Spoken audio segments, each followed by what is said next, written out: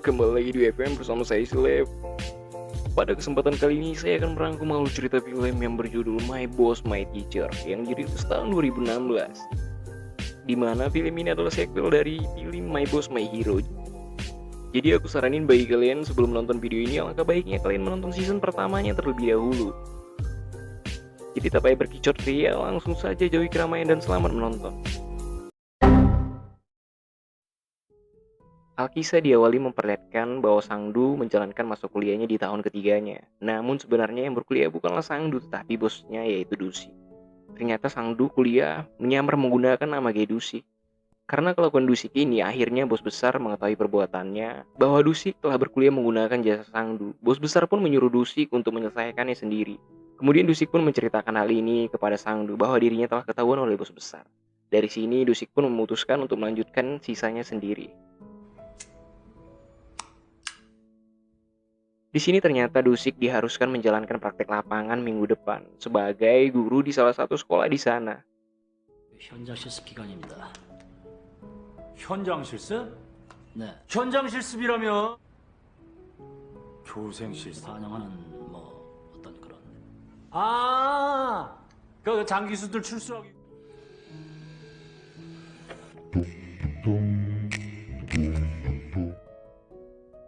Keesokan harinya tibalah di mana hari pertama Dusik akan menjalankan praktek lapangannya.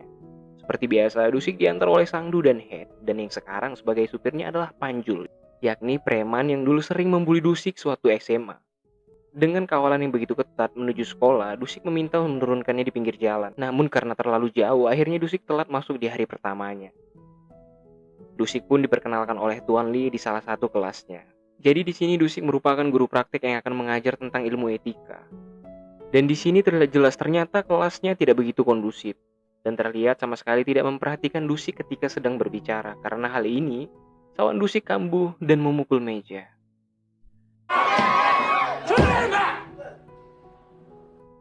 Dan dari sinilah Dusik menegaskan kepada mereka bahwa ia adalah seorang guru yang sangat killer. Namun tentunya masih tetap mengayomi yang masih pink.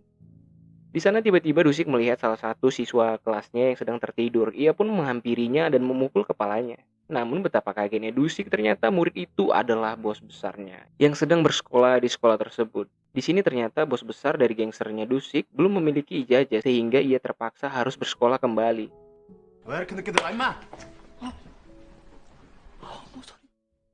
Dusik yang tidak terlalu mengerti tentang ilmu etika, akhirnya pada malam harinya Dusik menyewa seorang guru untuk mengajarinya tentang ilmu tersebut. Tetapi bukannya malah belajar, mereka malah mabuk-mabukan, dan hal itu tentunya sangat menggambarkan etika sekali. 근데 집타는 뭐랬느냐? 그건 난 잘 모르. 도덕적으로 타락하는 원인이 그런데 자빠져 자는 자식들이 있나? 야 이 자식아, 야 이 자식아, 너것들은 내냐? Dan ketika Sangdu diberi tugas oleh Dusik untuk pergi ke Hong Kong mengurusi bisnis bersama Head dengan gangster di sana, Dusik mempercayakan hal ini kepada Sangdu karena Sangdu menganggap bahwa Dusik adalah orang yang paling pintar di gangsternya dan terlebih lagi ia bisa berbahasa Inggris. Tetapi ketika di pos migrasi, mereka berdua malah tertangkap oleh petugas. Itu dikarenakan Sangdu menjawab seenak dengkulnya ketika ditanyai oleh petugas. Dari sini terkuak sebuah fakta bahwa ternyata Sangdu tidak bisa berbahasa Inggris sama sekali. Do you have any weapons or drugs? Yes. Keesokan harinya Dusik diberi tugas oleh salah satu guru untuk menggantikannya bertugas menutup pintu gerbang dan menyuruh memukuli mereka jika mereka datang terlambat. Tanpa pilih-pilih, Dusik pun langsung menghantam siswa-siswi tersebut termasuk bosnya sendiri. 네가 제비냐? 네가 제비야? 넌 머리 안 깎아? 머리 안 깎고. 나이 먹으면 아직도 없으려 마. Dari kejadian ini ternyata Tuan Lee marah kepada kepala sekolah karena dua siswanya telah dipukuli. Kemudian di suatu hari Dusik melihat seorang siswa cewek yang sedang masuk ke ruangan guru. Dusik pun mengikuti dan melihat ternyata cewek bernama Mijung tersebut sedang ada hubungan saling hilap dengan Tuan Lee.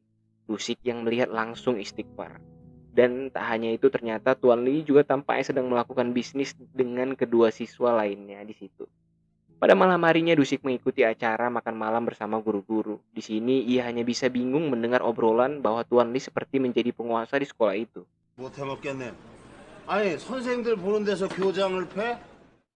Keesokan harinya Dusik melihat beberapa anak sedang dibully termasuk bos besarnya juga.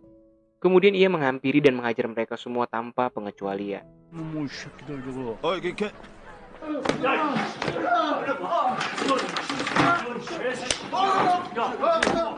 Di sini Dusik juga menghukum bos besarnya dengan cara memanjat sebuah tiang. Dari kejadian ini ternyata wakil kepala sekolah marah karena ia menganggap Dusik sudah keterlaluan. Namun kepala sekolah mendukung keputusan dari Dusik karena itu merupakan hal yang wajar di sekolah untuk melatih tanggung jawab muridnya. 나는 아니지 않소. 사람이 사람을 가르치는 곳이 학교 아니에요? Kembali ke Sangdu dan Head yang sudah kembali, mereka dimarahi habis-habisan oleh Dusik karena kerja mereka tidak becus. Dan terlebih lagi ternyata Sangdu tidak bisa berbahasa Inggris. Kemudian Dusik meminta saran kepada Sangdu bagaimana caranya memberikan pelajaran bagi siswa-siswanya. Namun tiba-tiba di tengah pembicaraan, Head datang dengan segala rasa pengetahuan yang tidak terbatas, menertawakan Dusik sebagai guru yang sangat bodoh.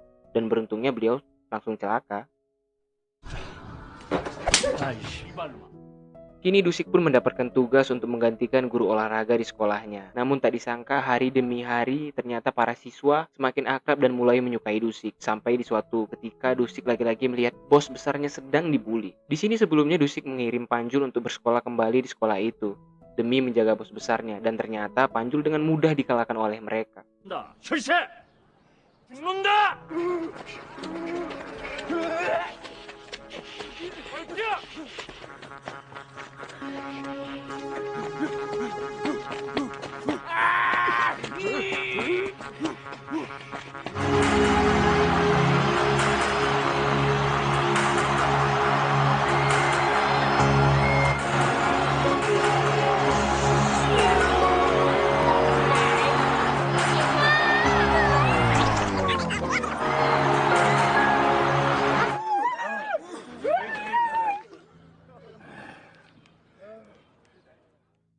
Di malam harinya, Dusik memperkenalkan Sangdu dengan seorang guru wanita di sekolahnya. Kemudian mereka pun minum-minum di sebuah kedai pinggir jalan. Di sini ternyata pemilik kedai tersebut adalah nenek dari Mijung. Mijung yang kesal dengan curhatan neneknya bergegas untuk pergi. Dusik pun mengejarnya dan memberikan sedikit nasihat kepada Mijung agar tak bersikap seperti itu kepada neneknya. Namun betapa kagetnya Dusik dan seluruh penonton yang hadir ketika mendengar Mijung mengatakan bahwa kalau Dusik menginginkannya maka bayarlah lebih. Itu pun kok mau. Pada saat itu guru wanita yang sudah mabuk berat ditambah lagi datangnya bos besar di kedai tersebut. Dusik pun meminta Sangdu untuk mengantarkannya pulang. Namun tiba-tiba ada yang datang dan langsung memukul kepala bos besar. Dan ternyata itu adalah Head yang mengira bahwa mereka hanyalah anak-anak SMA. Mengetahui bahwa yang dipukul adalah bos besar, Head pun langsung lari kegirangan. Kini cerita pun berlanjut bahwa Sangdu telah menemukan kebenaran tentang sekolah Kangsun. Di sini ternyata Gengsin adalah dalang di balik sekolah tersebut. Kemudian Dusik pun meminta Panjul untuk membuntuti Tuan Li. Di sisi lain, Head kembali ke markas Dusik. Head pun datang dan memohon maaf agar mengizinkannya bekerja kembali. Dusik pun berbesar hati dan memilih memaafkannya dan berharap tidak akan membuat kesalahan lagi. Kemudian tibalah di mana geng dari Hong Kong datang ke markas mereka untuk membicarakan sebuah proyek besar. Namun entah apa yang merasuki Sangdu.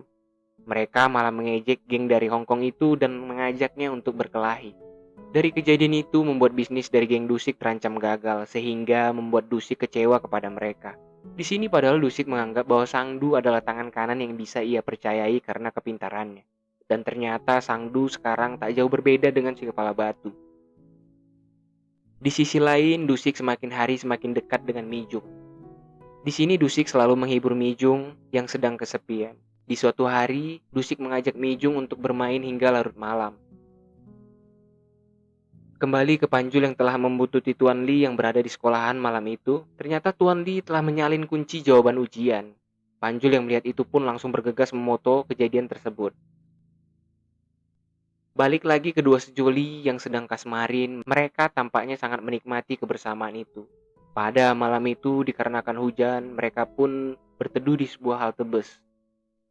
Di sini Dusik ingin membelikan tas dan payung untuk Mijung di toko seberang jalan. Namun tiba-tiba Mijung dihampiri oleh Tuan Li.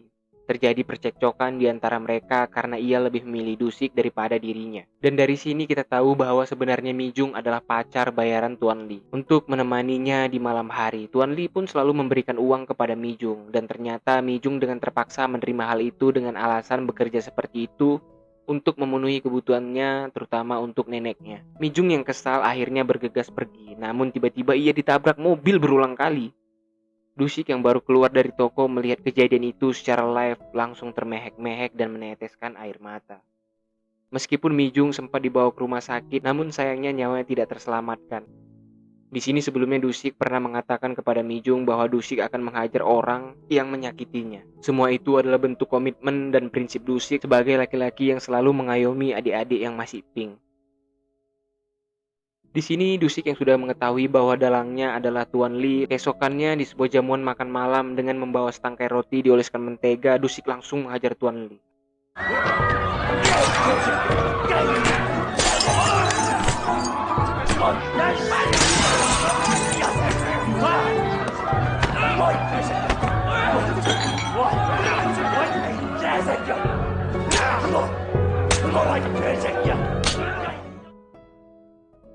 Namun di sisi lain ternyata di kelasnya Dusik digosipkan telah menghamili Mijung dan menyebabkannya bunuh diri. Temannya yang mengetahui kejadian sebenarnya tiba-tiba membantah semua hal itu dan menjelaskan kejadian yang sebenarnya. Di sini Dusik pun telah ketahuan oleh Tuan Li. Akhirnya Dusik dihampiri ketika sedang pergi ke makam Mijung. Dusik pun langsung dikeroyok oleh geng Shin untuk membalaskan dendam atas nama Tuan Li. Awalnya Dusik bisa mengatasi mereka semua, namun tentunya beliau bukanlah John Wick.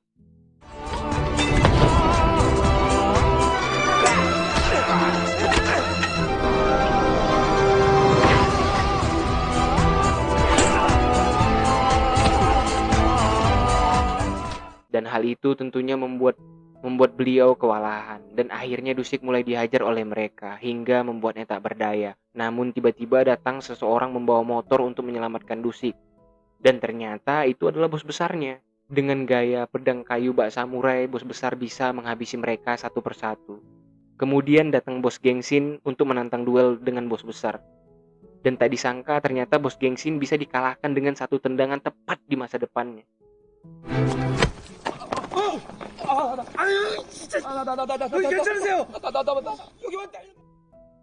Kesal masa depannya hampir melayang, akhirnya bos geng Shin mengerahkan semua anak buahnya untuk menghajar bos besar dan Dusik. Dan tak lama kemudian datanglah Sangdu dan Head beserta pasukannya. Mereka yang datang terlambat sehingga menyebabkan Dusik dan bos besar babak belur terlebih dahulu. Kemudian perkelahian dua geng itu pun terjadi kembali. Di tengah-tengah perkelahian tiba-tiba anak sekolah yang dipimpin oleh Panjul datang untuk membantu mereka. Dan akhirnya geng Shin pun memutuskan untuk kabur. Keesokan harinya datanglah di mana hari Dusik berpamitan karena hari itu merupakan hari terakhir ia mengajar. Siswa-siswi pun hanya bisa terdiam dan menangis melihat kepergian Dusik. Dan ternyata Dusik ditangkap oleh polisi dan akan dipenjara. Tidak dijelaskan kenapa alasan Dusik bisa ditangkap, tetapi menurut sumber terpercaya yakni nenek-nenek dekat rumah saya, hal itu dikarenakan tindakannya yang menghajar Tuan Li habis-habisan pakai roti. Di sisi lain, Tuan Li juga tertangkap karena ia telah mengambil keuntungan dari sekolah dengan melakukan kecurangan. Dan ia juga yang ternyata telah menghamili Mijung. Di akhir video kita akan diperlihatkan Dusik yang telah keluar dari penjara, sedangkan bos besar juga sudah mendapatkan ijazah SMA-nya. Tamat.